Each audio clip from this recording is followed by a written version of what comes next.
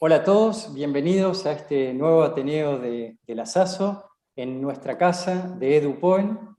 Y hoy vamos a tener el tema de farmacología de la superficie ocular. La idea es brindarles conceptos prácticos y lo más importante es que los disertantes que tenemos hoy reúnen experiencia y ciencia. Y eso nos lleva por el camino de la medicina, la medicina basada en la evidencia. Cuando colocamos una gota en el ojo, no tenemos idea de todas las interacciones que están ocurriendo entre esa sustancia y nuestra capa lagrimal. Y pasan un montón de cosas para que las partículas, el principio activo que tenemos en esa gota, ingrese al globo ocular o vaya a hacer efecto donde nosotros queremos y que no nos haga mal. Entonces la idea es recorrer 3 presentaciones donde vamos a ver aspectos de toxicología, aspectos de farmacología específicamente y de lubricantes, y de los aspectos del sistema inmune de la superficie ocular y la inmunofarmacología. Nos va a acompañar con gran honor el doctor Jorge Tosi, y también tenemos la suerte de estar amparados por el presidente de la SASO, Gustavo Valperín, quien nos ha encomendado una serie de temas muy interesantes para todo el año. Así que espero que los puedan disfrutar. Y vamos a comenzar con la doctora Cecilia Marini. Mientras Cecilia prepara, Hola. muy breve presentación de la doctora, ya la conocen, súper experimentada, de referencia en superficie ocular en el Hospital El Cruce, en Buenos Aires, representante de Tifos Internacional, representante de Argentina, y ella, bueno, nos va a comentar un poco sobre los aspectos de toxicidad ocular que encontramos en el consultorio. Ceci, adelante. Bueno, muchas gracias, Rodrigo, muchas gracias a todos, y gracias a todos los que están allá escuchando. Y bueno, vamos a tratar de ver cómo podemos darle una vuelta de tuerca, como hablábamos con Rodrigo, a este tipo de cuestiones, ¿no? Sobre todo en el consultorio. Entonces, ¿qué nos puede pasar? Que no funcionen las diapos, como siempre. Ahí estamos, perfecto. Nos llegó al consultorio un paciente de 80 años, glaucoma de ángulo abierto crónico, ojo único, con 20 años de tratamiento que él pueda recordar mínimamente, pero que sí calcula que más o menos en los últimos 10 años había estado con tratamiento con brimonidina y dorsotimolol. El paciente es derivado justamente para biopsia para descartar penfigoide. Acá podemos tener un penfigoide o podemos tener un pseudopenfigoide por la historia que tenemos. Otro factor importante a tener en cuenta es el tiempo y qué drogas estamos usando, sobre todo el tema de la brimonidina. En este caso se hizo una biopsia que descartó penfigoide, pero lo que hicimos inicialmente fue pasarlo a acetazolamida y suspenderle absolutamente toda la medicación. Y miren lo que pasó. 20 días después el paciente estaba así, solamente con la suspensión de la medicación tópica. En este caso nosotros nos manejamos con acetazolamida vía oral y le hicimos una PLT 360 en 2 sesiones. Gracias a Dios fuimos bajando la acetazolamida lentamente y evidentemente estaba con un tratamiento bastante importante sin recibir, porque logramos mantener actualmente ya hace más de 6 meses sin medicación, solamente con la PLT y ácido hialurónico tópico, e incluso se pudo operar de su único ojo, que es el derecho, de cirugía de catarata. Obviamente el paciente es feliz porque sintomatológicamente rápidamente cobró calidad de vida. Ahora, tenemos otros pacientes, como este otro paciente de 38 años, con miopía magna, glaucoma secundario luego de la colocación de lentes fáquicas. Entonces, otro tratamiento, brimonidina, timolol, miren las drogas que les traje sobre la mesa, sobre todo por eso, más de 3 años de utilización de esta medicación, y miren, tercer foto acá, ¿qué tenemos? Un tapón lagrimal. Entonces, este paciente, que como ven a mí me gusta suspender todo, a veces es muy difícil poder empezar a desgranar qué de todo, es la brimonidina, es el tratamiento crónico, son ambas dos drogas, es el tiempo. En este caso el paciente era alérgico a las sulfas, así que no pudimos hacer lo que hicimos en el caso anterior. Lo que hicimos sí es pasarlo a una prostaglandina sin conservantes y el ojo mejoró muchísimo.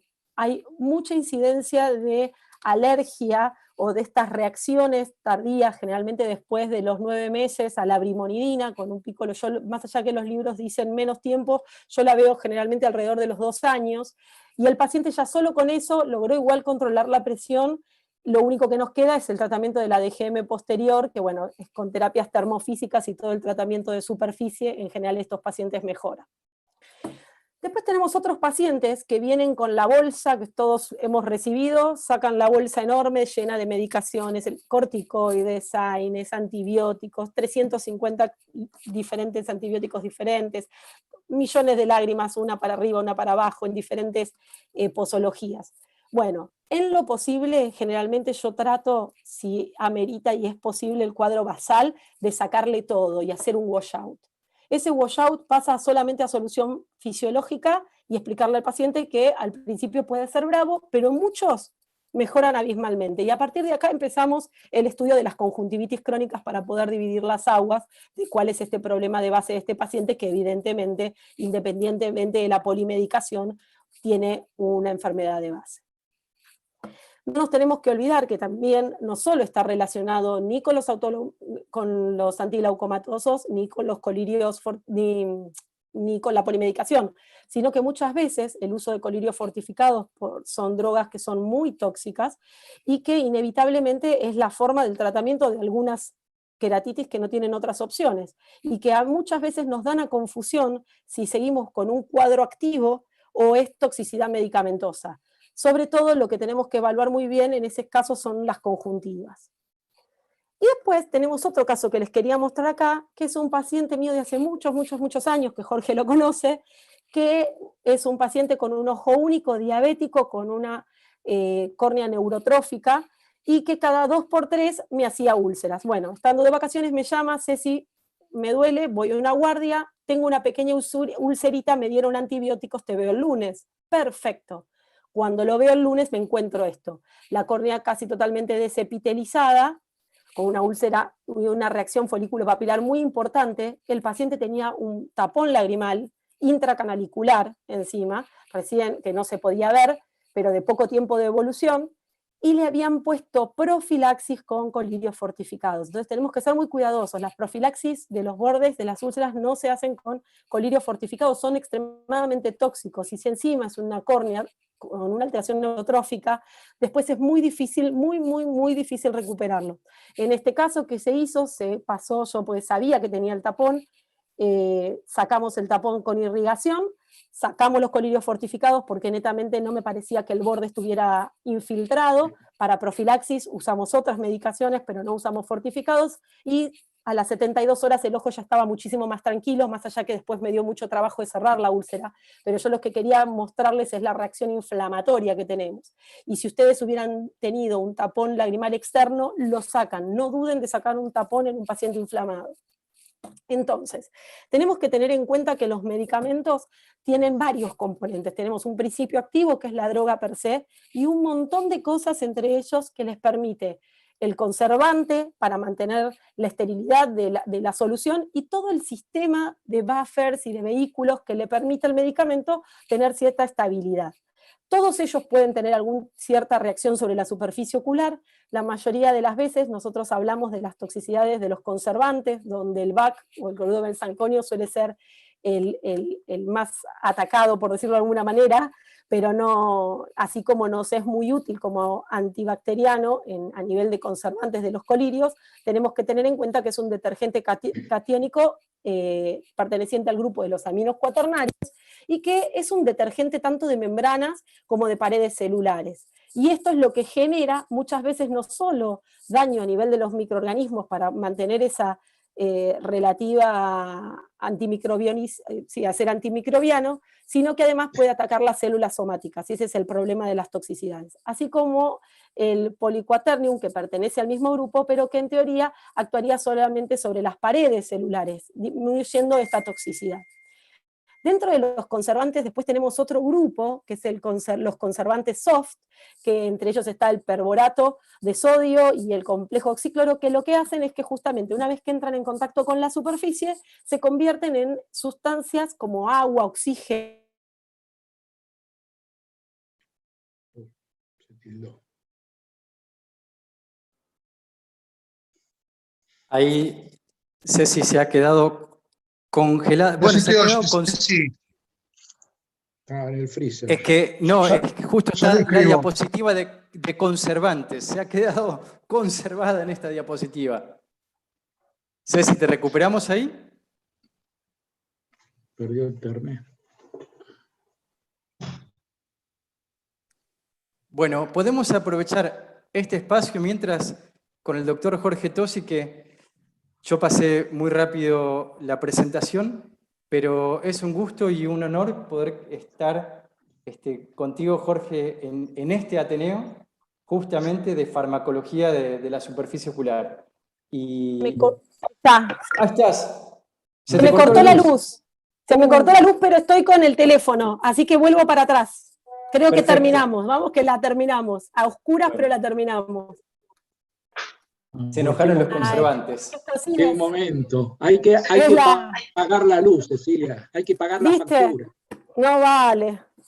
Bueno, entonces, como les decía, no sé si se llegó a escuchar el tema de los conservantes soft, que se convierten justamente en contacto con la superficie con sustancias menos lesivas para la superficie ocular o no lesivas, como es el agua, el oxígeno y el cloruro. Entonces, en general, se podría resumir que el cloruro de benzalconio genera alteraciones por efecto detergente, daño derecho y daño inmunológico, que vamos a ver más adelante, generando que las enfermedades de superficie se agraven por inestabilidad del film lagrimal, disminución de las mucinas, apoptosis a nivel de células epiteliales y conjuntivales y disrupción de las barreras epiteliales corneales, con todas esas consecuencias que nosotros ya conocemos. Histológicamente esto pasa desde reducción de cualquier tipo celular, células caliciformes, epiteliales, metaplasias escamosas, hasta llegar a fibrosis, a todo nivel de la superficie ocular, no solamente en conjuntiva y córnea. ¿Pero qué tiene? Que esto tiene un efecto dosis dependiente. Entonces, generalmente los preparados farmacológicos que nosotros utilizamos los tienen al 0,005, con lo cual los efectos que habitualmente podemos llegar a ver en algunos pacientes es la reducción del break-up time y erosiones persistentes. También una cosa que tenemos que tener en cuenta es el tiempo que los vamos a usar, porque las toxicidades son tiempo dependiente muchas veces en este tipo, sobre todo relacionadas con el VAC. Entonces tenemos que pensar qué vamos a dar, cómo lo vamos a dar y por cuánto tiempo. Entonces eso va a tener diferentes implicancias. La toxicidad corneal y conjuntival está demostrado en un montón de artículos a nivel in vitro, que ya van a ver más adelante, no vamos a entrar en esto, pero sí recuerden que la toxicidad medicamentosa puede dar desde quemosis, edema palpebral, simplemente molestias, ojos rojos, fotofobias, lagrimeos, secreciones mucosas, y terminar en fibrosis subepiteliales con acortamientos de fondo de saco, generando pseudopenfigoides e incluso penfigoides reales, con neovascularización corneal, fibrosis subepiteliales, metaplasias escamosas y queratinización y queratitis persistentes de muy difícil manejo. Incluso, como les decía, muchas veces terminando a si causa o consecuencia de conversión de que ya era un penfigoide o se convirtió en un penfigoide por expresión de epítopes ante la inflamación crónica. Pero las queratitis persistentes son muy frecuentes y es muchas veces de difícil manejo. Todo esto, con el uso crónico y el tiempo, terminan en conjuntivitis crónicas cicatrizales inevitablemente. Y esto lleva a que se asocien finalmente a un ojo seco mixto, con disminución del break-up time, queratitis persistentes, incluso muchas veces con disminución de la secreción acuosa. Hay un muy importante, se empezó a aprender todo, no sé si lo empiezan a escuchar, ahí apagué la televisión, perdonen. Hay un artículo muy importante, que es el artículo de Asbel, que justamente habla sobre todos los efectos que tiene sobre la acción antiglaucomatosa. Lo que vieron es que hay obviamente una incidencia mayor de patología de superficie ocular, pero que con pequeños tratamientos, ellos utilizan fluorometolona, transitorios por periodos cortos, no necesitan discontinuar la medicación, el tratamiento de medicaciones crónicas, mejorando incluso la acción, porque no olvidemos que al romper o alterar la superficie ocular, también genera una absorción distinta de la medicación y el efecto diferente de la medicación basal. Entonces eso también es muy importante tenerlo en cuenta. Entonces creo que intenté resumir las 4 o 5 cosas que quiero que tengamos en cuenta, que es, primero, el uso racional de la medicación tópica. Ser cautos con la polimedicación. tener en cuenta el tiempo que será requerido el tratamiento local, entonces eso también nos va a permitir tener ciertas estrategias. Evaluar el estado inicial de la superficie y asociar tratamiento de mantenimiento de la superficie ocular cuando sea necesario. Bueno, desde ya, muchísimas gracias y espero que a pesar de las interrupciones haya sido clara. Muchísimas gracias, Ceci. Impecable en tiempo, con todo el contenido que necesitábamos, con aspectos prácticos, y estuvo todo buenísimo. Muchas gracias. Bueno, gracias. Y el corte de luz incluido. Jorge, sí, quedó muy bien, porque además justo fue en la diapositiva de conservantes, así que se quedó ahí conservado todo. Bueno, con el doctor Jorge Tosi, a ver, mientras vos mostrabas ese frasquito y todo lo que hay dentro de un frasquito en una gota oftálmica, pensaba en todo lo que está ahí en la cabeza de Jorge, y todo lo que él sabe y toda la experiencia que tiene en esto, que a veces lo hacemos como un acto muy, muy simple en la consulta diaria, y de colocar una gotita directamente o de indicarle a un paciente unas gotas, y ni siquiera nos preocupamos de si el paciente realmente va a poder aplicar las gotas como corresponde. Y de eso depende la terapéutica que nosotros estamos indicando.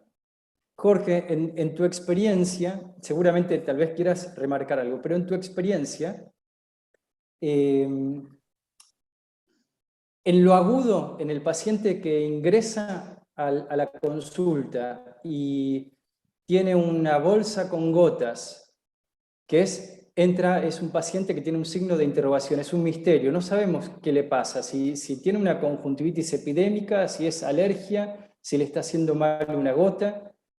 ¿Cuál es el principal sospechoso? ¿Cuál de las gotas tiene la peor cara? No, bueno, a ver, Ceci, la presentación muy buena. El tema de la polimedicación me parece que es algo muy frecuente, que todos lo vemos y que, como vos bien decís, enmascara totalmente el diagnóstico de base, porque el paciente viene, te trae las 30 o 40 gotitas en una bolsa, y lo que, digamos, hay que hacer en ese momento es sacar todo. Yo creo que probablemente los malos de la película son los antiglaucomatosos, sobre todo porque cuando se le dan 2 o 3 colidios antiglaucomatosos, ahí está sumando todo, está sumando la toxicidad de la droga, está sumando la toxicidad del benzalconio. Entonces, el uso sostenido de 3 o 4 colirios lleva a lo que mostró Cecilia, o sea, un pseudopenfigoide, una fibrosis que vos después eso te evita la posibilidad de hacer una cirugía antiglaucomatosa, porque la fibrosis directamente vas al fracaso. O sea, entras en un terreno que lo podés mejorar, por ahí hacerle un láser. Bueno, el tema del glaucoma después podemos, si hay tiempo, hablar un poquito más. Pero yo creo que fundamentalmente el benzalconio es el malo de la película, pero el benzalconio, cuando vos tenés un proceso agudo y necesitas un antimicrobiano, es el bueno de la película, porque si lo vas a usar una semana, además del principio activo, tenés el benzalconio que también te ayuda a matar al germen que no sabés si es un hongo o es una bacteria. Quiere decir que lo tenemos que poner en su justo lugar. En terapia sostenida es malo, en terapia antiinfecciosa de corto plazo es bueno. Entonces, y aparte es el mejor conservador que existe, por supuesto.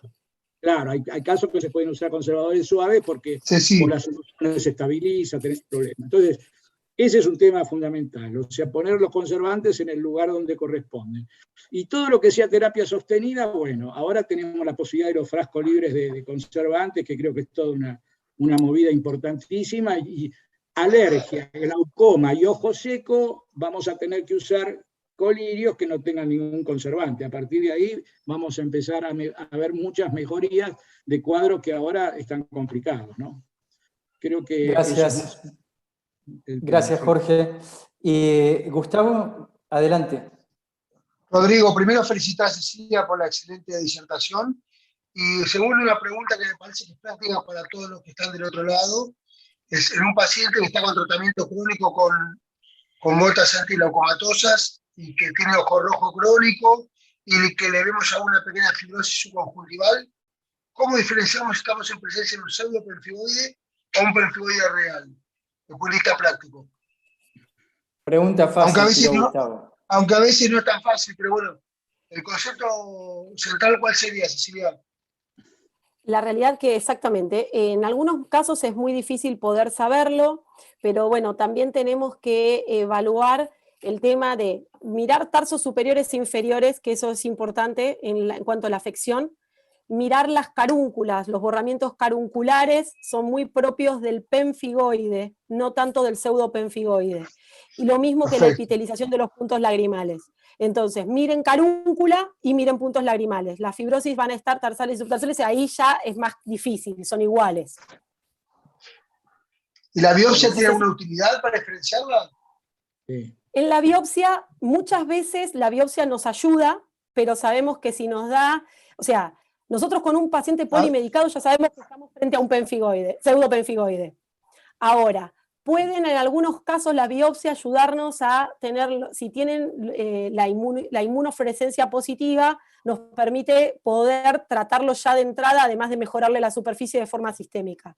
Que sea negativo igualmente también puede ser que no sea el momento de hacer el diagnóstico, porque muchas veces sabemos que hay biopsias negativas que después terminan siendo un penfigoide. Y hay unos artículos que marcan que no se puede diferenciar entre si estos son combinaciones de un pseudopenfigoide en algún momento o con un PCO, o si es la evolución de uno en el otro por expresión de epítopes con la inflamación crónica, por eso es que no se sabe, o si en realidad era un paciente que ya tenía un penfigoide que en realidad la medicación lo despertó tiempo antes. Entonces, a veces es muy difícil decir si es una cosa o la otra. Perfecto. Generalmente yo en pacientes yo igual les hago la biopsia. Mejoro superficie, porque mejorando la superficie la biopsia tiene mejores resultados. Porque si no la inflamación crónica a veces te complica la biopsia. Pero el Muchas concepto que gracias. debería ser el washout que vos nos recomendaste, y si el washout no surte el efecto que esperamos, ahí hacemos la biopsia, ¿no es cierto? Exactamente. Yo Perfecto. generalmente lo que hago es washout, tratamiento de conjuntivitis crónica, les hago un perfil bacteriológico por una cuestión de patologías crónicas y a partir de ahí, si no, biopsia. Impecable, gracias, Ceci. Muchas gracias, es muy No, claro. de nada. Gracias, Ceci. Gracias, Jorge y Gustavo, también por la pregunta muy constructiva. Y pasamos a nuestra otra disertante, Silvia. Mientras Silvia Pacerini va compartiendo pantalla, la presento. Bueno, yo les decía que tenemos un muy lindo equipo de disertantes donde juntamos experiencia y ciencia. Silvia es farmacéutica, así que ¿quién mejor en este Ateneo para contarnos un poco sobre los aspectos farmacológicos? Y puntualmente nos va a hablar sobre el hialuronato de sodio. El tema de las gotas lubricantes, las lágrimas artificiales, es todo un tema y podríamos hacer varios Ateneos. Vamos a centrarnos ahora en algunos aspectos y van a ver cómo se relaciona con la charla anterior y cómo se va a relacionar también con la charla posterior. Adelante, Silvia. Bueno, muchas gracias, Rodrigo, y gracias por la invitación.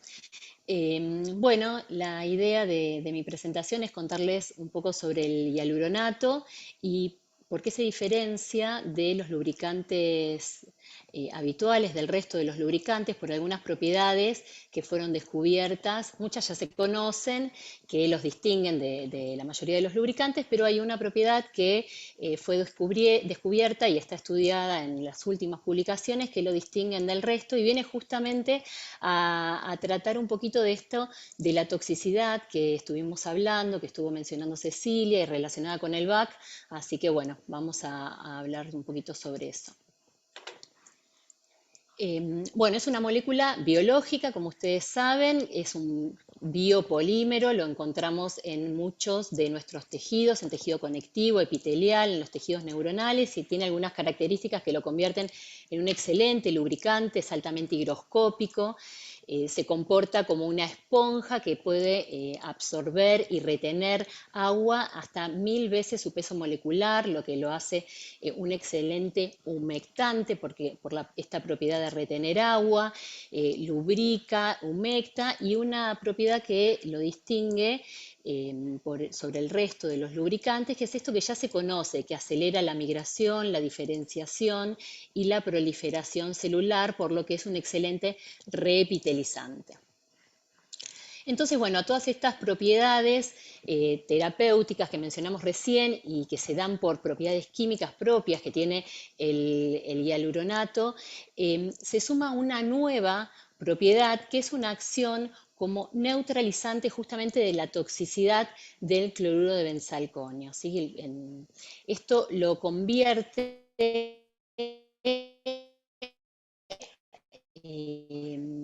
y de esto tratan las publicaciones, en un lubricante que es ideal para asociarlo, observan cloruro de benzalconio como conservante. Entonces, el uso concomitante es lo que proponen estas publicaciones, el uso concomitante de hialuronato de sodio junto con la medicación antiglaucomatosa Combat estaría neutralizado por este efecto del hialuronato. Ahora más adelante vamos a ver el mecanismo de acción. Y bueno, un poquito repasando esto que ya estuvieron mencionando, el ojo seco asociado e inducido por la medicación, ya fue mencionado en un capítulo que es de iatrogenia, el reporte de iatrogenia del tifos en 2012 menciona efectos tóxicos asociados a la medicación tópica y sistémica, y como decía Cecilia, de intrínseca del fármaco, y en muchos casos está dado por la toxicidad de los conservantes, y entre ellos, cuando hablamos de medicación crónica, el cloruro de benzalconio es, como decía recién Jorge, el enemigo. Entonces, bueno, hablando un poquito de lo que es glaucoma y la medicación y el tratamiento crónico y la enfermedad de la superficie ocular asociada al glaucoma, es esto lo que se pone a la hora de la medicación, es por supuesto siempre el beneficio de recibir la medicación frente al riesgo que puede llegar a producir esta presencia de conservante en la formulación y todos los efectos tóxicos que puede llegar a dar el conservante y el cloruro de benzalconio principalmente. Entonces, bueno, esto que ya lo mencionamos afecta a la calidad de vida de los pacientes, disminuye a la larga el cumplimiento del tratamiento y es un factor de riesgo para una cirugía por esta fibrosis que mencionábamos. Hay muchísimos estudios, está súper documentada la enfermedad de la superficie ocular asociada al tratamiento crónico con antiglaucomatosos con conservantes. Yo acá elegí un estudio que a mí me gusta porque es multicéntrico, está relevado de 900 centros en Alemania con más de 20.000 pacientes y justamente habla de esto. En pacientes con tratamiento para el glaucoma con conservante, después de los 2 años de tratamiento, más del 50% de los pacientes presentan enfermedad de la superficie ocular, ojo seco. Entonces, bueno, esto es algo para tener en cuenta y para estudiar.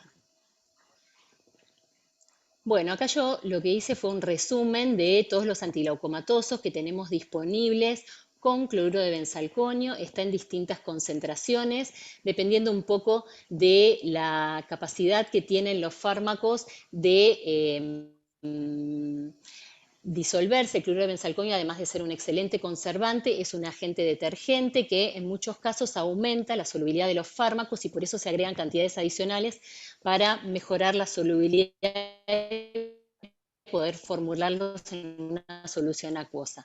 Por eso la benzalconio, justamente para favorecer la solubilidad, y eso también, como dijo Cecilia, como es toxicidad es concentración, dosis dependiente, a mayor concentración, mayor va a ser la toxicidad. Y bueno, esto que a mí me llama la atención, más del 83% de los antileucomatosos disponibles tienen cloruro de benzalconio acá en Argentina. Los que no tienen algún otro conservante, la mayoría, entre ellos otros tienen poliquat, que también es un detergente, es un poco menos tóxico, pero también se han mostrado reacciones de toxicidad asociadas al poliquat. Así que bueno, los antileucomatosos todavía hay mucho por hacer en relación a la enfermedad de la superficie ocular que van generando. Entonces, bueno, ahí desde la farmacéutica, o sea, ¿qué es lo que estamos trabajando los farmacéuticos para tratar de ofrecer alguna opción de tratamiento o mejor herramientas que ponemos a disposición de los médicos y los pacientes para abordar esta problemática? Y bueno, hay dos tipos de estrategias. Una estrategia que es de tipo sustractiva. Recién me levanto, estuve recostado un poquito. Perdón, se ha colado ahí algún audio. Ahí estamos. Bueno, podemos elegir dos tipos de estrategias, las estrategias sustractivas o las estrategias aditivas. Dentro de las sustractivas, el objetivo principal es eliminar el conservante, y dentro de ellos principalmente el cloruro de benzalconio, y justamente a esto que decíamos, apuntar a los medicamentos que sean libres de conservantes. También se está trabajando en la implementación de la nanotecnología, porque formulando algunos de estos fármacos antileucomatosos en nanocarriers, lo que se hace es evitar el uso de cloruro de benzalconio, que como les decía se agrega para aumentar la solubilidad de los fármacos. Al usar un nanocarrier no lo necesito, y también al mismo tiempo disminuyen la toxicidad de la droga, la toxicidad asociada al fármaco per se, porque el fármaco está aislado dentro del nanocarrier, entonces evita el contacto con la superficie ocular. Y dentro de las estrategias aditivas, el hecho de agregar tratamientos concomitantes que neutralicen la toxicidad del VAC es sobre lo que se está trabajando, sobre lo que se está investigando, y justamente es ahí donde esta propiedad nueva del hialuronato de sodio como neutralizante del VAC viene a tomar acción. Bueno, acá un poco de la bibliografía que les comentaba, de los estudios que se han hecho. Algunos son estudios preclínicos, otros estudios clínicos que abordan justamente este tema, y a pacientes que son tratados con antileucomatosos con cloruro de benzalconio se dividen en grupos, y a algunos se le agrega el uso concomitante de hialuronato de sodio y a otros no, y se observan las diferencias. Y realmente, por una cuestión de tiempo no las traje para compartir, pero son significativas las diferencias por el hecho de agregar hialuronato de sodio. Entonces, toda esta bibliografía lo que propone es esto que decimos del tratamiento conjunto o aditivo hialuronato para reducir la toxicidad debida al cloruro de benzalconio en la medicación antileucomatosa. Entonces, bueno, un poquito se plantean hipótesis y se está estudiando por qué el hialuronato sí y otros lubricantes no tienen esta capacidad de neutralizar al cloruro de benzalconio. Y bueno, hay varios motivos por el que el hialuronato neutraliza el cloruro de benzalconio. Uno es por ser una molécula polianiónica, ¿sí? Tiene un montón de cargas negativas. El cloruro de benzalconio es una molécula chiquita que tiene una carga positiva, entonces por una cuestión de atracción iónica se neutralizan las cargas. Otro motivo es esta estructura tipo esponja que mencionaba, que tiene el hialuronato y este gran dominio espacial que absorbe, que adopta la molécula de cloruro de benzalconio, que es tan chiquita, entra en este dominio espacial y por un efecto de dilución se reduce la toxicidad. Otro efecto que es muy importante y está relacionado con una acción, esta acción antioxidante que tiene el hialuronato de sodio, tiene que ver con las reacciones en cadena que se producen a nivel en el momento de la oxidación. El radical libre lo que tiene es un electrón desapareado en su último nivel de energía, entonces lo que tiende a hacer siempre es a robarle un electrón a otra molécula para ir estabilizándose, y así sucesivamente se da la reacción en cadena. Entonces lo que hace el hialuronato con todos estos oxidrilos que tienen libres, cada oxidrilo tiene pares de electrones desapareados, entonces lo que hace es donar un electrón directamente y frenar la reacción en cadena, y de ahí este efecto antioxidante del hialuronato.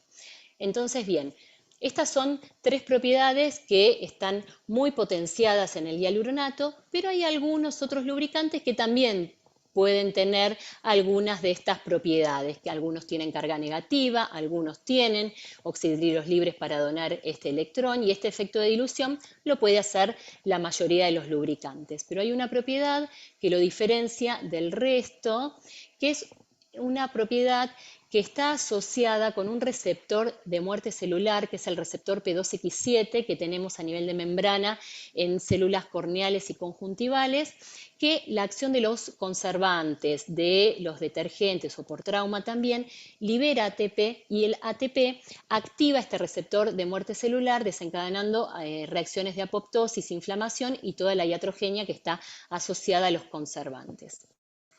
Hasta ahí bien.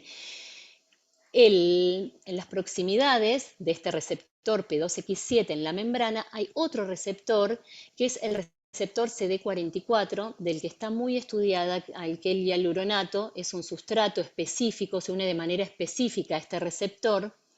Entonces, al unirse el hialuronato de sodio, enmascara, tapa por impedimento estérico al receptor P2X7, y de esta manera no puede activarse por acción del ATP. Entonces, de esta manera, el hialuronato inhibe de manera específica todas estas reacciones de inflamación y apoptosis asociadas con la activación de este receptor por parte del conservante.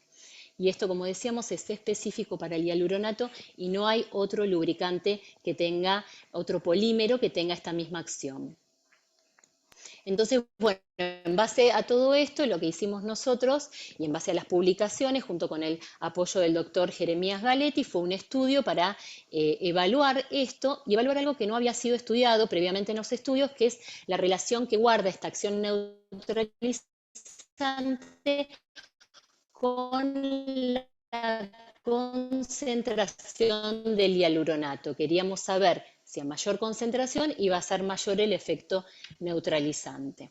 De las células por distintos métodos, hicimos un estudio por método indirecto, por una tinción con resasurín, que es un colorante que cambia de color justamente cuando cambia la actividad metabólica, se mide la absorbancia, cuanto mayor es la absorbancia, mayor actividad metabólica e implica mayor viabilidad celular. Y me gustaba compartir un poquito de los resultados de este ensayo. 2 minutos, Silvia. Nosotros vemos que 2 minutos me quedan. Bueno, si graficamos la absorbancia en función de la concentración del hialuronato de sodio y nos fijamos en distintas concentraciones de cloruro de benzalconio, vemos cómo a nivel de cuando no tenemos cloruro de benzalconio, vemos una viabilidad del 100% o incluso que va aumentando por acción de la estimulación del hialuronato de sodio con su acción reepitelizante, y en la medida que vamos agregando cloruro de benzalconio en distintas concentraciones cada vez más concentrado, vemos cómo va bajando la viabilidad celular como producto de la citotoxicidad del cloruro de benzalconio, y vemos cómo al ir agregando hialuronato de sodio va aumentando la viabilidad celular, y vemos el efecto máximo en la concentración máxima estudiada, que es la del 0,4%. Bueno, esto lo estudiamos por distintos métodos y vimos los mismos resultados. Esto fue por un método directo. Y también estudiamos la acción del hialuronato en relación a la migración y la proliferación celular. Por una cuestión de tiempo no lo voy a llegar a compartir, pero también vimos que guarda relación la protección que genera el hialuronato de sodio sobre el efecto tóxico que genera el cloruro de benzalconio. Así que bueno, ahí tenemos algunas fotos. Este es un epitelio, una monocapa celular al que le producimos una injuria sin cloruro de benzalconio y sin hialuronato. Vemos cómo a lo largo del tiempo, esta es una foto a las 8 horas, cómo se comporta este tejido. Vemos cuando le agregamos cloruro de benzalconio, fíjense en qué bajita concentración, y sin hialuronato cómo se retrasa la reepitelización, y cómo con el agregado de hialuronato al 0,4% favorece la migración y la recuperación la reepitelización. Así que bueno, como conclusiones de este estudio que hicimos con mi equipo de trabajo, vimos que el hialuronato de sodio protege el epitelio conjuntival, vimos en nuestro estudio propio esto que veníamos leyendo en las distintas publicaciones y vimos algo que no estaba documentado antes, que es esta relación con la concentración del hialuronato. Bueno, esto simplemente para compartirlo, que esto lo publicamos en un póster, lo presentamos y ahora vamos a estar en ARBO y en el Congreso de la Sociedad Europea de Glaucoma también presentando esto que para nosotros es muy importante. Bueno, y ahora este estudio in vitro lo estamos encarando también para estudiarlo en vivo y para ver qué efecto tiene a nivel de todo lo que es plexos nerviosos y cómo el hialuronato actúa a nivel de la recuperación de los plexos nerviosos. Así que bueno, en resumen, vimos que todos los lubricantes no son iguales, esta acción neutralizante del cloruro de benzalconio, que lo convierte al hialuronato de sodio como el lubricante ideal para complementar a aquellos tratamientos con antiglaucomatosos que todavía conservan BAC, y bueno, es muy importante para hacer foco y prevenir la enfermedad de la superficie ocular asociada al glaucoma. Bueno, muchas gracias. Silvia, espectacular. Y no te preocupes que para las presentaciones de todos estos estudios científicos, además de contar contigo y con el resto de los investigadores, a Jeremías lo vamos a tener seguro en otras presentaciones para que nos comparta esto. En tu presentación fue muy interesante, un montón de diapositivas para poner pausa y estudiar, muy prácticas. Y dos conceptos bien simples. Todo lo que sucede cuando nos colocamos una gota. Viéndolo en una diapositiva, nos damos cuenta de todo lo que está pasando, que lo damos por sentado. Y por el otro, cómo pueden existir interacciones benéficas, ¿no?, con algunos productos que es tan importante estudiar, además de las interacciones negativas. Jorge, ¿algún comentario?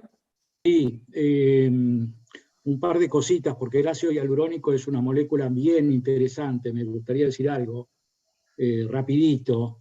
En Europa conocen el ácido hialurónico para la superficie ocular hace 30 años o más. En Estados Unidos lo descubrieron hace 2 años. Lo usaban antes nada más que el tipo Hilon para cirugía intraocular, pero en la superficie ocular lo empezaron a usar hace 2 o 3 años. Es realmente muy raro eso. Los europeos avanzaron muchísimo con el ácido hialurónico. Hace unos 3 o 4 años estuvimos en un congreso en Europa y aparecieron unas nuevas moléculas de ácido hialurónicos de alto peso molecular, bien interesante, y otra que es el cross-linking del ácido hialurónico, el ácido hialurónico cross-linkado con la coenzima Q10 y la vitamina E, que es un producto que hemos usado, que realmente es espectacular, porque el cross-linkado le permite una permanencia sobre la superficie ocular mucho mayor que la molécula lineal, digamos. Así que con el hialurónico es como que recién empieza, tenemos muchísimo camino. Y lo otro que no me quiero olvidar y que es muy importante, que más allá de mejorar la superficie ocular en relación con el benzalconio, aunque tengamos una droga antiglaucomatosa que no tenga ningún conservante, que sea nada más que la droga antiglaucomatosa, tenemos que usar el ácido hialurónico, porque la droga, el latanoprost o el timolol o cualquier otra droga, va a generar daño, va a generar un daño en el epitelio, y el ácido hialurónico nos ayudaría a mejorar. Hay como un sinergismo del ácido hialurónico para mejorar el epitelio corneal con cualquier droga más allá del conservante. Quiere decir que lo vamos a tener que seguir usando aunque tengamos drogas antiglaucomatosas libres de conservantes. Un poquito eso. Gracias, Jorge. Tengo una pregunta en el chat de Jessy Soto. Hola, ¿esa acción es la misma con el hialuronato de cualquier forma de molécula o peso molecular? Sí. Nosotros no lo estudiamos y no está documentado, no está estudiado para distintos pesos moleculares, pero sí, la acción es del hialuronato por esta acción que tiene de unión al receptor, que es específica, se da con cualquier tipo de hialuronato. Sí. Bueno, muchísimas gracias, Silvia. Y pasamos a nuestro próximo disertante, Jeremías, mientras va compartiendo pantalla. ¿Cómo presentarlo, Jeremías? Un gusto de compartir la amistad con Jeremías. Lo que está en la carátula queda en la carátula, actual presidente de la Asociación de Investigación en Visión y Oftalmología, gran colega clínico, ya saliendo, bueno, gran colega clínico, investigador, gran ser humano y con gran calidez con sus pacientes. Jeremías, adelante. Gracias, Rodri, por la presentación y, bueno, gracias a la SASO y a Joven por este espacio y la invitación para compartir un rato con ustedes. Bueno, Rodri me pidió que hable un poco sobre inmunofarmacología práctica de la superficie ocular. Y bueno, obviamente inmunofarmacología implica hablar un poquitito de inmunología. Vamos a hablar de la superficie ocular. Claramente tiene un sistema inmune porque es una superficie mucosa y todas las mucosas de nuestro cuerpo están muy bien armadas con un sistema inmune para defenderse de los patógenos. Y siempre que uno empieza a hablar de inmunología, tiene la idea de que es muy compleja, ¿no? Y esto es, la culpa es nuestra, de los que hacemos inmunología, porque nos encanta hacer estos gráficos súper complicados, donde hay un montón de cosas que son, todos estos elementos son muy interesantes a la hora de estudiar los mecanismos básicos, pero de práctico tienen muy poco. Entonces, lo que quiero hoy es justamente tratar de rescatar los elementos prácticos, y cuando uno estudia el sistema inmune de la mucosa ocular, de la superficie ocular, en realidad tiene que tener en cuenta solamente 3 cosas, que ahora voy a recalcar, y sobre las cuales vamos a centrar la presentación. La primera es que es una superficie mucosa, entonces el primer elemento es lo que llamamos inmunidad de barrera, que ya las dos disertantes previas en sus excelentes presentaciones y de 2 lados completamente distintos hicieron un montón de hincapié en la importancia de la inmunidad de barrera, ya sea por la parte física u otros aspectos que ahora vamos a ver, pero el primer elemento de la inmunidad es justamente la barrera que presenta. Y después hay 2 cosas más.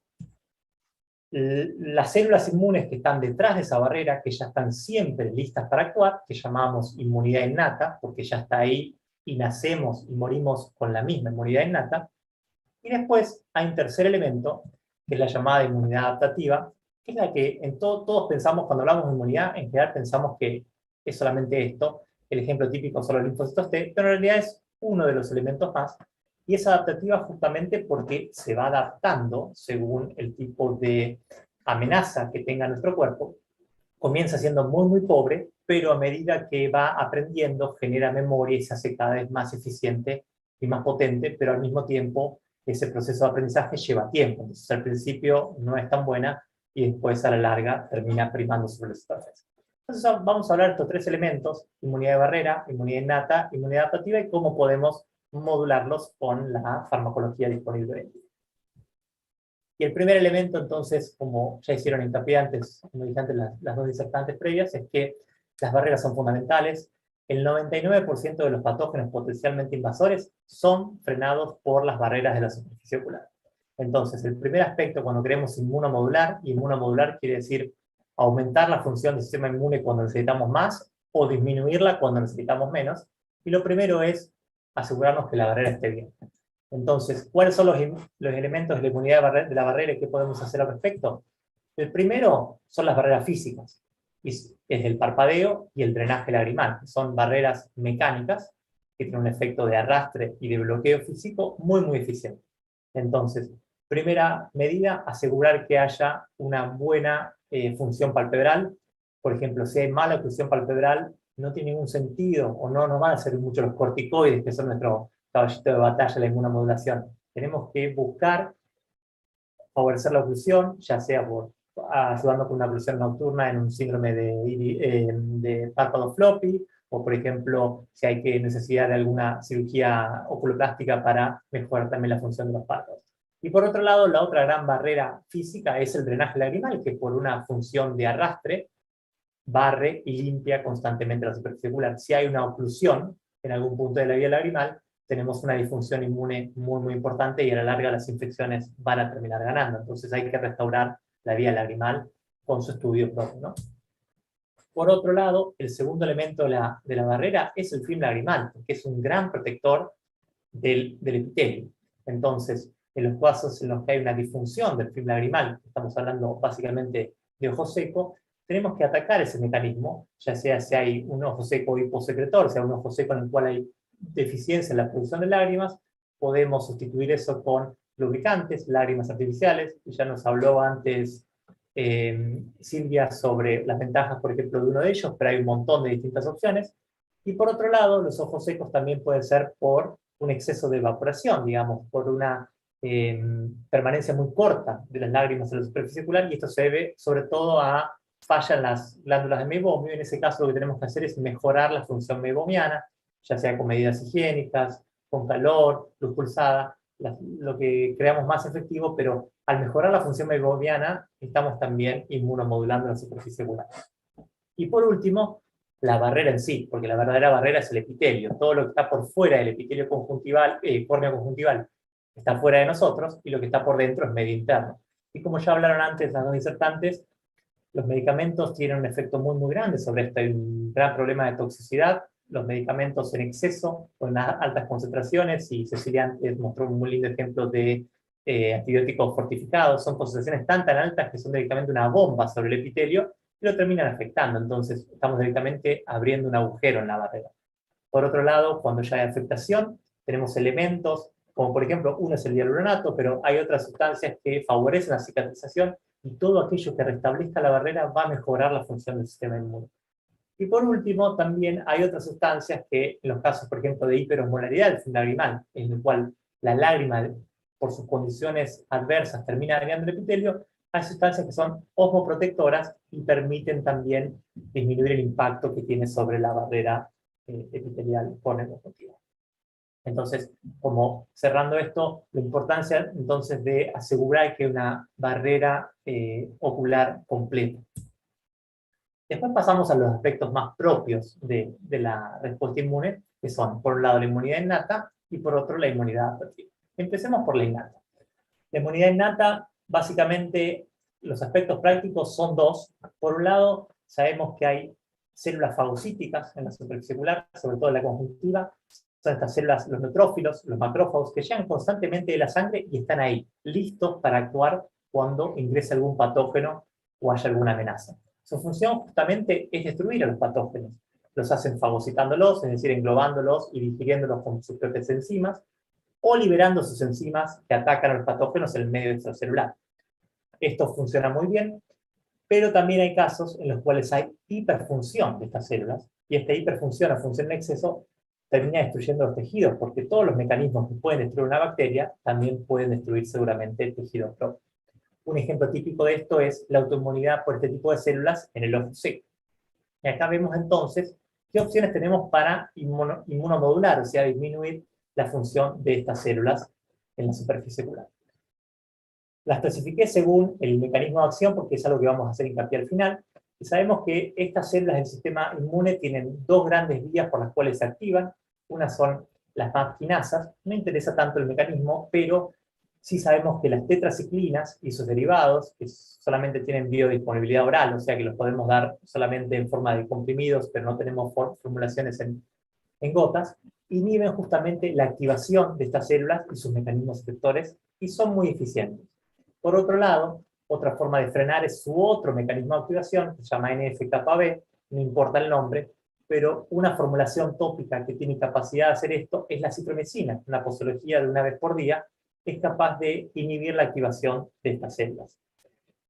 Como siempre, los corticoides prácticamente frenan todos los aspectos de la respuesta inmune, sumamente eficientes, pero también tienen efectos adversos que los conocemos todos, que pueden ser muy, muy importantes, principalmente glaucoma y cataratas, pero también hay otros. También tenemos otras formas de frenar la activación de estas células. El suero autólogo es una excelente, porque tiene un montón de reguladores propios que produce nuestro cuerpo, que inhiben, proteínas sobre todo, factores solubles, que inhiben la activación en exceso de los neutrófilos y de los macrófagos. Por ejemplo, hay algunas que inhiben a las enzimas que estas células secretan y digieren el tejido propio. El ejemplo del melting corneal, por ejemplo, que podemos tener en algunos casos. Y por último, Es un poco más sofisticada su aplicación, pero sirve para casos muy exacerbados de activación de esta respuesta. Por ejemplo, el síndrome de Stevens-Johnson o una quemadura por álcali.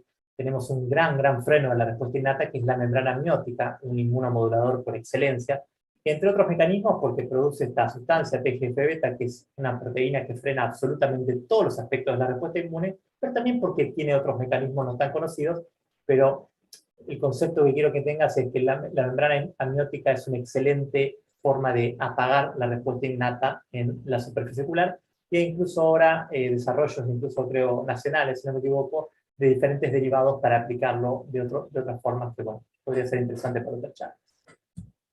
Y el segundo aspecto de la inmunidad innata es otro tipo de células que también están, obviamente, ya en la superficie ocular, que son los mastocitos. Los mastocitos son células que sirven de alarma porque responden ante ciertos estímulos y activan todo el sistema inmune. Lo hacen liberando histamina y otros mediadores que dilatan los vasos sanguíneos. Esto favorece que lleguen las otras células del sistema inmune y potencian la respuesta. ¿Por qué están ahí? Básicamente porque son una gran forma de eliminación de parásitos. Ustedes dirán, ¿qué hacen parásitos en la superficie ocular? Hoy, con nuestro desarrollo de la sociedad, los parásitos no son tan relevantes como infección ocular, pero en la evolución humana sí lo fueron. Tenemos todavía los mastocitos. Y lo que nos interesa clínicamente, la parte práctica, es no su función normal, sino que pasa en su hiperfunción, cuando funcionan en exceso y producen autoinmunidad. Y el ejemplo es la alergia, que vemos todos los días. El 20% de la población tiene conjuntivitis alérgica, y es justamente una hiperfunción de estas células que reaccionan ante estímulos que no son nocivos.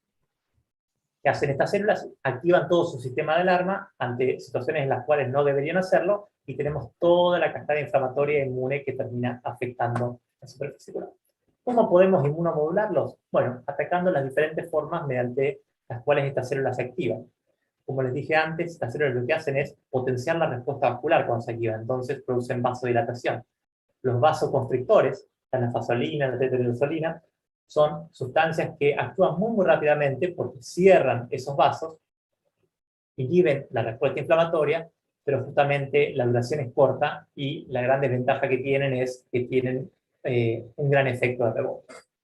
Por otro lado, estas células lo que producen, entre otras cosas, es histamina, y lo que podemos hacer es bloquear el efecto de la histamina, que es el mediador temprano más rápido, y tenemos numerosos fármacos para hacerlo, que son la epinastina, la olofatadina, la rosuvastatina, entre otros, que actúan justamente inhibiendo el efecto temprano de la histamina. Son rápidos en su efecto, pero no es tan sostenido en el tiempo, porque la histamina es solamente la primera parte de la respuesta alérgica, pero no la forma tardía.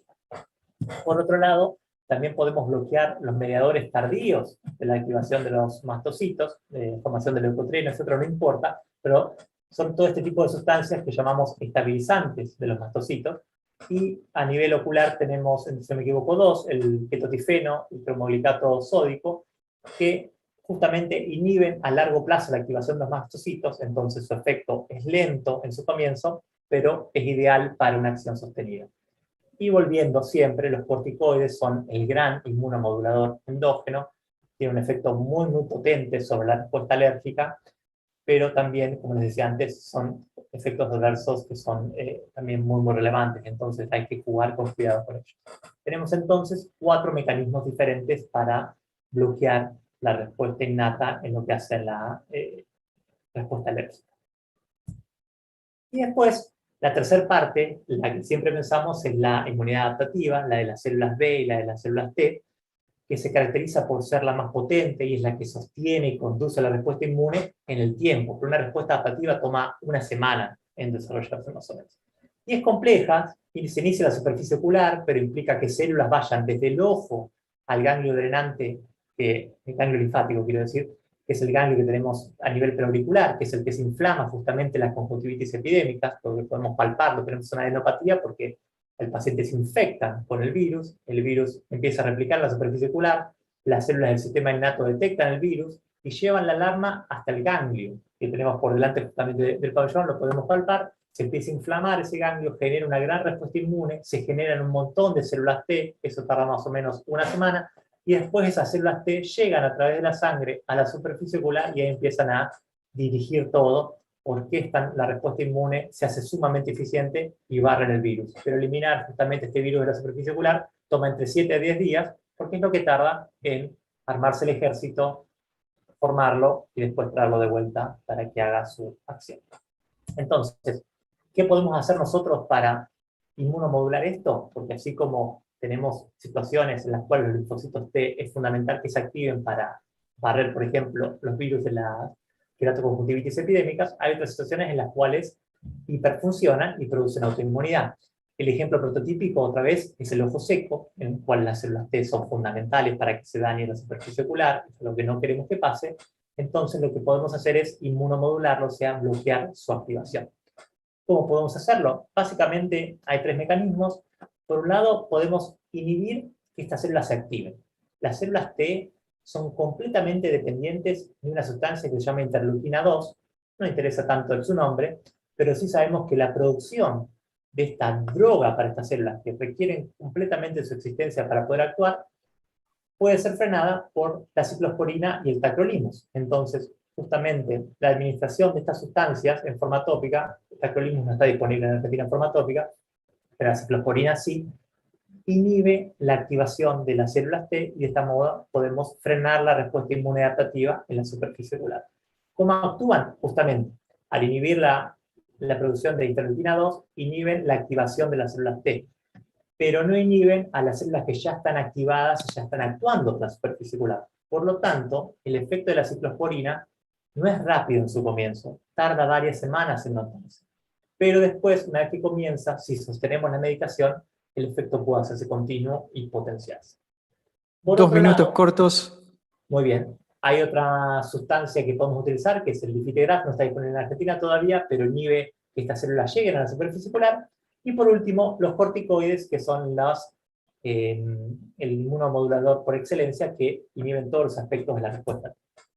Entonces, la inmunidad adaptativa, ¿cómo podemos inmunomodularla? Tener en cuenta que la primera parte de la respuesta justamente depende de la barrera, de la inmunidad de barrera y de la inmunidad innata. Entonces, todas las sustancias que actúan sobre las 2 componentes anteriores, los lubricantes, la doxiciclina, la citromicina, los corticoides en superficie, a la larga terminan frenando la inmunidad adaptativa. Y después, justamente, los bloqueantes específicos de la inmunidad adaptativa, que son la ciclosporina y los corticoides en superficie.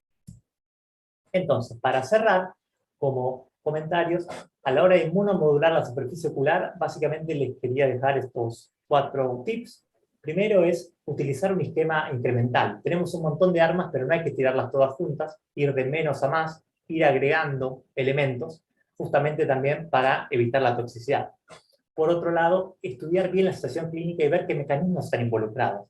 Es una respuesta en la cual seguramente predomina las células T, como es un ojo seco con mucho daño epitelial, o es una respuesta alérgica, porque en un lado va a tener sentido agregar ciclosporina, mientras que en otro probablemente tenga mucho más sentido un vasoconstrictor y una epinastina.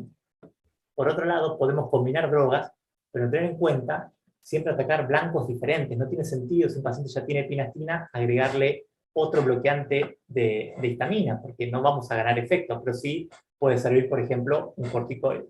Y por último, ya hicieron mucho hincapié las disertantes anteriores, es sumamente importante minimizar los efectos adversos.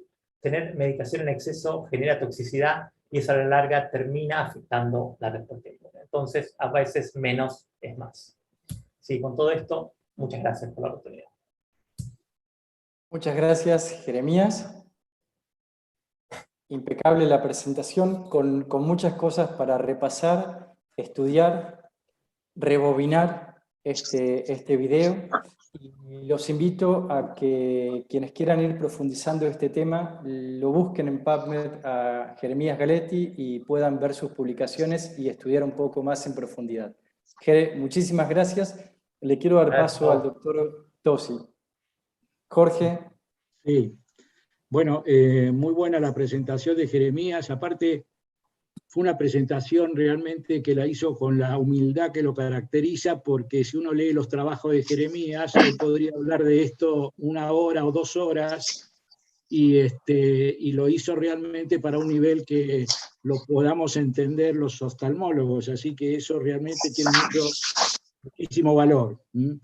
Y yo creo, le quería preguntar a Jeremías,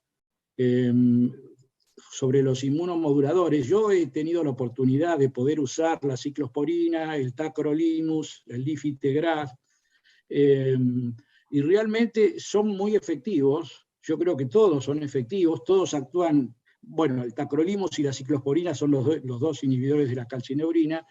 El Lifitegrast tiene otra acción, que es la inhibición del antígeno de función linfocítica. Todas tienen problemas de tolerancia local, ¿no es cierto? Que ahí probablemente, cuando Silvia habló de las nanoemulsiones, los nanocarriers, la ciclodestrina, los liposomas, es decir, creo que hay un futuro, ya que estamos hablando de farmacología, de formas farmacéuticas que quizás podamos utilizar estas drogas con cierta, digamos, posibilidad de menos intolerancia local, ¿no? Y yo lo que le quería preguntar, aprovechando que lo tengo a Jeremías, es, ¿vos pensás que puede haber dentro de todo lo que es esto de ir al blanco y buscar algún mecanismo, alguna posibilidad de alguna nueva droga que pueda inhibir alguna de las funciones estas de generación de la inmunidad, que pueda venir aparte de estas que son las que uno más o menos conoce? ¿Hay alguna posibilidad que vos pensás que puede haber en un futuro no muy lejano? Gracias, Jorge. Muy interesante la pregunta. Sí, yo creo que siempre van a venir nuevas drogas. Una que está en bastante información preclínica y ya ha sido formulada para otras indicaciones en humanos es la rapamicina, por ejemplo, que algo interesante que hace es potenciar la acción de un grupo especial de células T, que son las células T regulatorias. Y a diferencia de las otras células T que cuando se activan producen más inflamación, las células T regulatorias cuando se activan frenan al resto. Son como los corticoides de las propias células T. Entonces, esta rapamicina tiene la capacidad de activar sobre todo a estas células inhibitorias y no hacerlo sobre las otras. Así que es un blanco muy, muy interesante. A nivel sistémico tiene una toxicidad importante, pero la ventaja de las formulaciones tópicas es que las dosis son bajísimas y no tendría tanto problema. Va a ser una pesadilla, como ya hablaste antes, estas moléculas complejas para los farmacólogos son una pesadilla, lo que es solubilización y permeabilización, pero justamente comentaste algo muy interesante, la nanotecnología nos va a dar una mano enorme con eso, porque permite vehiculizar y asegurar la penetración de a veces moléculas muy grandes. No soy un experto en eso, pero yo creo que va a venir por ese lado. Y otra cosa que creo que es el futuro, ya más a nivel biológico, cuando podamos directamente manipular a las células T regulatorias propias, quizás no con fármacos o a veces con los mismos antígenos que reconocen. Estamos recién comenzando, algo como hacen los alergistas cuando le dan las pruebas de tolerancia, identifican a qué es alérgico una persona y después le dan microdosis, ya sea por vía oral o por vía cutánea. Todavía no sabemos cuáles son los antígenos en el ojo seco, pero hay trabajos en ese sentido. Quizás algún día podamos apagar esas células T en particular con los propios antígenos, ¿no? Con los propios blancos que tienen, y eso sería la meca, digamos, a lo que apuntamos en tratamiento inmunoselectivo a la superficie celular. Yo creo que se van a venir muchos desarrollos en los próximos años, sí. Bueno, muchas gracias. Buenísimo. Gracias, Jeremías. Y tengo acá dos preguntas, a ver, las tiro al grupo. María Rosales, hola, la citro ¿debería utilizarse una gota por día? ¿Durante cuánto tiempo? ¿Puedo hablar? Dale. La citromicina tópica, hablando de intolerancias, es bastante intolerante si uno la usa como gota adentro del ojo. A mí me gusta usarla en el borde del párpado. Cuando yo estoy tratando disfunciones de la glándula de meibomio, hay muchos trabajos que en lugar de usarla como colirio, se usa como una topicación a nivel del borde palpebral. Eso forma parte de cuando uno hace la higiene, las compresas de calor y todo, se puede terminar con una topicación o un hisopado de acitromicina en el borde del párpado. No genera intolerancia dentro del ojo, y me parece que estamos actuando en donde está el problema. Así que me parece más interesante la utilización a nivel del borde palpebral, y eso se puede hacer 1 o 2 veces por día. Gracias, Jorge. Y última pregunta, la olopatadina y la bepostatina, ¿no tienen efecto de estabilizar la membrana basal de los mastocitos?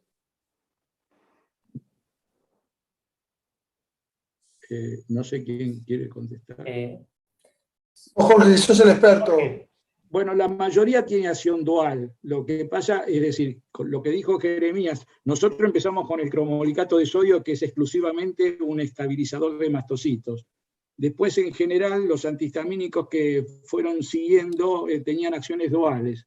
Eran inhibidores de H1 y más estabilizador de los mastocitos.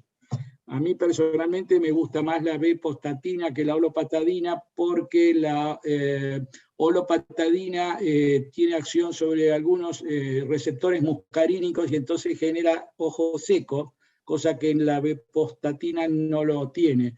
Así que, como siempre, la alergia y el ojo seco están muy emparentados, yo prefiero la bepostatina. Muchas gracias. Bueno, estamos en tiempo. Muy interesantes las tres presentaciones. Impecables Buenísimas. los aportes del doctor Jorge Tosi, y destaco lo importante de que muchos de estos avances se están pudiendo realizar a nivel nacional. ¿Sí? Hay investigación básica que se está realizando a nivel nacional, hay una industria farmacéutica que apoya eso, así que es algo para destacar.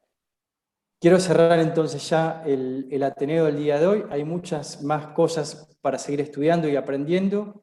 Yo he aprendido, espero que quienes han asistido hayan aprendido o puedan repasar. Y mensaje para todos quienes nos están viendo, y dos mensajes finales. Uno, el 18 de mayo tenemos el nuevo Ateneo de la SASO, donde se va a hablar de enfermedades mucosiliquiantes por otra eminencia que tenemos en la oftalmología, el doctor Ricardo Brunzini. Va a ser un gusto para todos estar allí. Y último mensaje, ayúdennos por favor contestando una encuesta nacional sobre síntomas de ojo seco. Esta encuesta está dirigida a todas las personas, no es solamente a pacientes, ¿sí? A todas las personas, es un estudio epidemiológico. Esta versión es solamente para Argentina. Sabemos que hay muchas personas de otros países que nos están viendo ahora. Seguramente habrá en otras series en otros países, pero este estudio es para población argentina mayor de 12 años. La encuesta es anónima, se contesta en menos de 2 minutos realmente, es muy simple de contestar, y pueden encontrar el enlace electrónico en el Instagram de la Sociedad Argentina de Superficie Ocular, SASO_ARG. Y Ceci, ¿algo más donde encontrarlo y cerramos? Estamos. Estamos bien así. Estás muteada. Gracias, Rodrigo, como dijiste el Ateneo, muy interesante. Gracias a todos, nos despedimos. Bueno, Nos gracias. vemos el 18 de mayo todos. Gracias. Hasta el 18 de mayo, gracias.